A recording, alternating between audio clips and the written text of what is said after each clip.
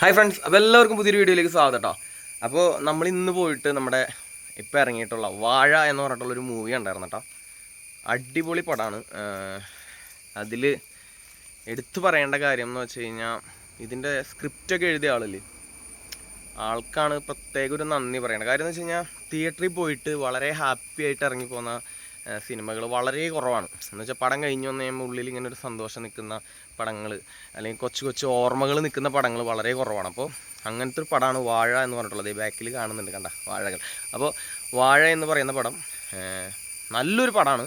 ജോമോൻ ജ്യോതിർ, അതിൽ നിങ്ങൾക്ക് കാണുമ്പോൾ മനസ്സിലാവും. മൂസ എന്ന് പറഞ്ഞ ക്യാരക്ടറാണ് ചെയ്തതാണ്. അത് ഗംഭീരമായിട്ടുണ്ട്. ആളുടെ ടൈമിങ്, കോമഡി കാര്യങ്ങളൊക്കെ ഇതൊക്കെ വളരെ രസമാണ്. തിയേറ്ററിൽ ഇരുന്ന് ഇങ്ങനെ ഇടവിട്ട് ഇങ്ങനെ ചിരിച്ചുകൊണ്ടിരിക്കാം. അതുപോലെ തന്നെ സിജു സണ്ണി, നമ്മുടെ രോമാഞ്ചം. അത് കഴിഞ്ഞ് ഞാൻ പുള്ളിയുടെ പടം കണ്ടത് നമ്മുടെ വാഴയാണ്. എനിക്ക് തോന്നുന്നു 2 പടമാണെന്ന് തോന്നുന്നു ആൾ ചെയ്തതാണ്. അപ്പോൾ അത് രണ്ടും ഒന്നും ഒരു രക്ഷയില്ല. രോമാഞ്ചം പോലെ തന്നെ നമുക്ക് ഇങ്ങനെ ത്രൂ ഔട്ട് ഇരുന്ന് എൻജോയ് ചെയ്ത് കാണാൻ പറ്റിയൊരു പടമാണ് വാഴ. പിന്നെ ഫസ്റ്റ് ഹാഫ് ഫുള്ള് നല്ല കോമഡിയാണ്. നല്ല കോമഡി എന്ന് വെച്ച് കഴിഞ്ഞാൽ നല്ല കോമഡി കൂടെ പോയി സെക്കൻഡ് ഹാഫ് എന്താ പറയുക, നല്ലൊരു സെൻറ്റിമെൻ്റലായിട്ട് നല്ലൊരു മെസ്സേജൊക്കെ തന്നു. നല്ല നിങ്ങൾ പോയി കാണണം. നിങ്ങൾ തിയേറ്ററിൽ നിന്ന് വരുമ്പോൾ നിങ്ങളുടെ ഉള്ളിൽ ആ സിനിമയെ പറ്റിയുള്ള കുറേ നല്ല ഓർമ്മകളുണ്ടാവും. പിന്നെ നമ്മുടെ കുറേ നമ്മുടെയൊക്കെ കുറേ ലൈഫുകൾ നമുക്ക് ആ സിനിമയിലൂടെ കാണാനായിട്ട് പറ്റും. അപ്പോൾ ഇതിൻ്റെ മീൻസ് കഥ എഴുതിയ ആൾ, സ്ക്രിപ്റ്റ് ഉണ്ടാക്കിയ ആൾ ശരിക്കും പറഞ്ഞു കഴിഞ്ഞാൽ ഇങ്ങനത്തെ കുറേ ലൈഫുകൾ പുള്ളിക്ക് കിട്ടിയിട്ടുണ്ടാവും. അല്ലാണ്ട് ഇങ്ങനെ ഒരു സ്ക്രിപ്റ്റ് ഉണ്ടാക്കാനായിട്ട് പറ്റില്ല. കാരണം ഇത്രയും അധികം ആളുകളായിട്ട് കണക്ട് ചെയ്യുന്ന സ്ക്രിപ്റ്റ് ഉണ്ടാക്കാമെന്ന് പറഞ്ഞാൽ അത് വലിയൊരു കാര്യമാണ്.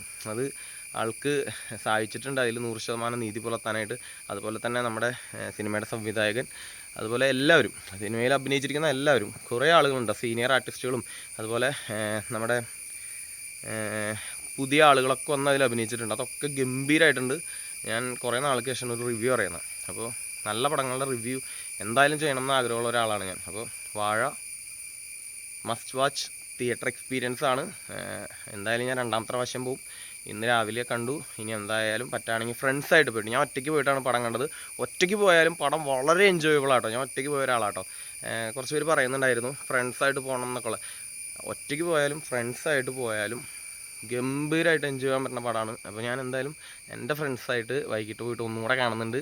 അവർക്ക് തിയേറ്ററിൽ നിന്ന് കിട്ടുന്ന ആ ഒരു എക്സ്പീരിയൻസ് എനിക്കൊന്ന് കാണണം എന്നുണ്ട്. ആ ഒരു റിയാക്ഷൻ എന്ന് വെച്ചാൽ അത് വേറൊരു മൂഡാണ്. ഒറ്റയ്ക്ക് കണ്ടാലും അടിപൊളിയാണ്, ഗ്രൂപ്പായിട്ടിരുന്ന് കണ്ടാലും അടിപൊളിയാണ്, ഇനി OTT വന്നാലും അടിപൊളിയാണ്. അപ്പോൾ എന്തായാലും നിങ്ങൾ തിയേറ്ററിൽ പോയിട്ട് പടം കാണാം. സൂപ്പർ പടം കേട്ടോ.